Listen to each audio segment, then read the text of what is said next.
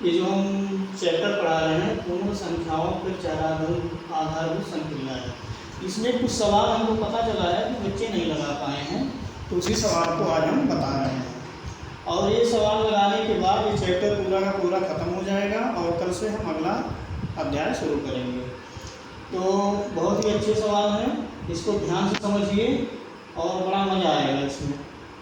तो पहला सवाल है 39,497 में कौन सी छोटी संख्या जोड़ी जाए कि योगफल 3 से पूर्णतः विभाजित हो जाए। 39,497 इसमें कौन सी छोटी संख्या जोड़ दी जाए कि ये 3 से कट जाए। 3 से कटने वही संख्या कटेगी कि अंकों को जोड़ दें और 3 से कट जाए। तो यहाँ अगर हम जोड़ते हैं अंकों को 3 धन 9 धन 4 धन 9 धन 7, तो हमारा आंसर कितना आया 3 9 12 12 4 16 16 9 25 25 और 7 32 आया। अब इसमें कौन सी संख्या छोटी से छोटी जोड़ दिया जाए कि ये 3 से कट जाएगा। तो इसमें अगर हम 1 जोड़ दें तो ये हो जाएगा 33, तो ये हमारा 3 से कट जाएगा। इसका मतलब अगर इसमें 1 जोड़ दें तो 97 की जगह 98 हो जाएगा। तो हमें क्या जोड़ना पड़ेगा, छोटी छोटी संख्या 1।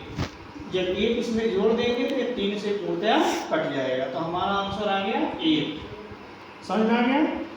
तो इसको कैसे हमने हल किया कि अंकों का योग 3 से कट जाना चाहिए। तो हमने सारे अंकों को जोड़ लिया तो 32 आया, तो ये 3 से कटेगा नहीं। अगर 1 जोड़ दें तो 33 हो जाएगा, 3 से कट जाएगा। तो हमें क्या जोड़ना पड़ेगा इसमें 1, तो हमारा आंसर हो गया 1। तो ये पहला सवाल आपका हो गया। इसके बाद है इतने के गुणनफल में इकाई का अंक होगा 3207 गुणे 12 गुणे 17 गुणे 13। इसमें बोलना है कि गुणनफल में इकाई का स्थान होगा। तो सबसे पहले हम इकाई का गुणा करते हैं। यहाँ इस इकाई का इसकी इकाई गुणा किए तो 7 गुना 14 आया। अगली इकाई से फिर इसमें गुणा करते हैं इसकी इकाई, तो 7 4 28 आया। अब 8 का हम 3 में गुणा करते हैं, इस इकाई का इस इकाई में, तो 8 3 24 आया। तो इकाई के स्थान पे हमारा कौन सा संख्या आया 4 आया। इकाई के स्थान पे क्या आया 4 आया। तो इस तरह से हम इकाई का स्थान निकाल सकते हैं। इकाई का गुणा करना है और जब 2 अंक आया जो 7 गुना 14, तो यहाँ 2 अंक आया तो इसकी इकाई ले लेंगे। तो इस 4 का इसकी इकाई करेंगे तो 4 7 28 हुआ। अब इसका फिर इकाई का अंक ले लेंगे तो 8 3 24 हुआ। तो जो 24 लास्ट में आ रहा है उसमें से यही 4 इकाई के स्थान पे आएगा। ठीक है। अगला सवाल है भागफल के एक प्रश्न में भाजक 51 भागफल 16 तथा शेषफल 27 भाज्य होगा। अब देखो भाग आप लोग ऐसे लगाते हो, तो इसको कहते हैं भागफल। क्या बोलेंगे भागफल। यहाँ जो आता है जो भी आए संख्या इसको हम कहेंगे शेषफल। शेषफल ये नोट करने वाली चीज है, जो चाहे नोट कर लें। शेषफल इसको कहते हैं भाजक, इसको बोलेंगे भाजक। और इसको जो बीच में संख्या रहती है इसको कहते हैं भाज्य। तो भाजक हो गया, भाज्य हो गया, भागफल हो गया, शेष हो गया। अब हम जानते हैं इसका गुणा कर दें, इसका गुणा कर दें और शेषफल को जोड़ दें, इसको जोड़ दें तो हमें संख्या मिल जाती है। अब यहाँ दिया है भाजक 51 है, भाजक हमारा 51 है। कितना है 51। भागफल 16 है, यहाँ पे क्या आया है 16। उसके बाद शेषफल नहीं है, भागफल 16 आया, यहाँ पे ये भागफल हमारा 16 आया और ये शेष कितना आया है 27 आया है। कितना आया 27 आया। भाजक 51 भागफल 16 और शेषफल 27। अब 51 और 16 का गुणा करके 27 जोड़ दो तो हमारा भाज्य आ जाएगा। ये भाज्य पूछ रहा है तो भाज्य आ जाएगा। अब 51 51 गुणे हम 16 करते हैं। 6 पंजे 30, 1 पंजे 5, ये आ गया 6 1 8। अब यही 27 हम इसमें जोड़ देते हैं। ये 27 जोड़ दिए तो 7 6 13, 2 1 3 1 4 और ये 8 आ गया। तो 843 ही हमारा उत्तर हो गया। यही हमारा उत्तर हो गया। यही सवाल में पूछ रहा है। तो इसको चाहो तो आप लिख लो, जो भाग दिया जाता है इधर भाजक, भाज्य, भागफल और शेषफल होता है। तो अगर ये दिया है, इसमें भाजक पूछ रहा है, भाज्य पूछ रहा है, तो भाजक और भागफल का हमने गुणा कर दिया और शेष जोड़ दिया। 51 और 16 का गुणा करके 27 को जोड़ दिया, हमारा उत्तर आ गया। आगे चलते हैं।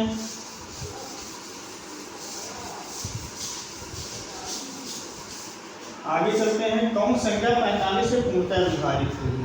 अब यहाँ पे देखिए 45 है, कौन सी संख्या पूर्णतः है? तो जो संख्या 5 से विभाजित 45 को हम लिख सकते हैं 5 गुणे 9। 45 को हम 5 गुणे 9 लिख सकते हैं।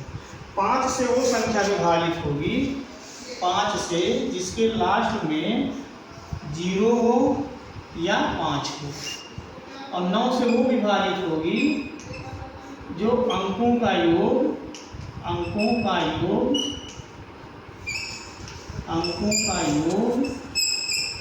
9 से विभाजित हो, 9 से विभाजित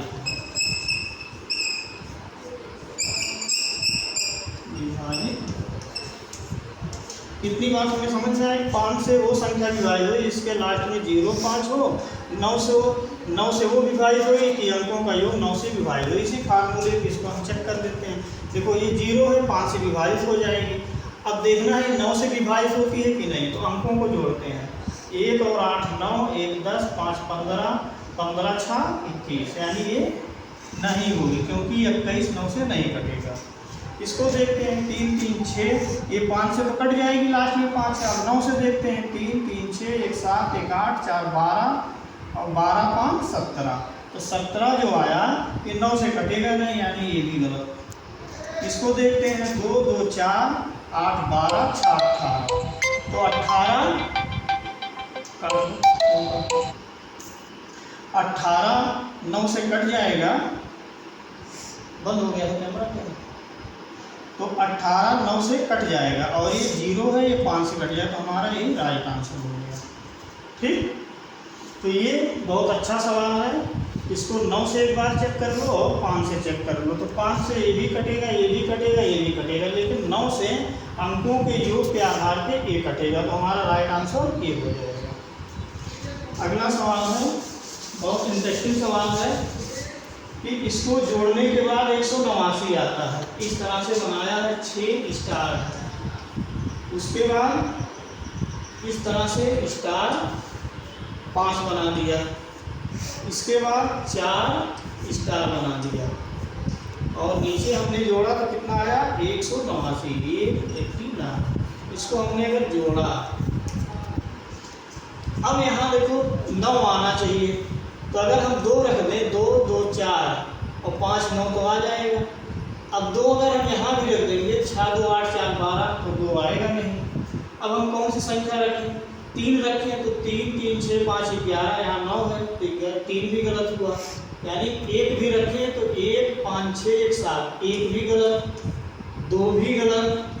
3 भी रखें तो 3 3 6 5 11, ये भी गलत।